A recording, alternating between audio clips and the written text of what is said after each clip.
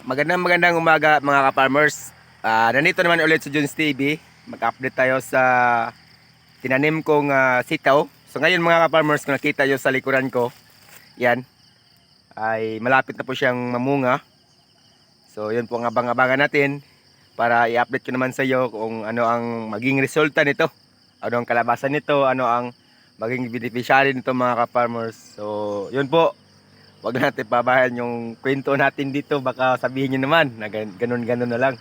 So ang sa akin lang mga ka-farmers ay i-share ko lang palagi yung mga ginagawa ko dito para naman po may mga guide tayo kung paano gagawin. So ito po ay simple lang.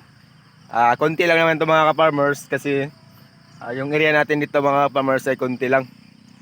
So yun po, nakikita nyo, papunta yan doon. Isang wiyan sa ating pangarap mo. So ganyan, malapit na ito mamunga mga farmers. Kung nakikita nyo ay yan, may mga konting bulaklak na. So yun po ang abang-abangan natin para malaman natin kung paano. Yan, di ba? Successful talaga to pag tiyaga-tiyagaan lang.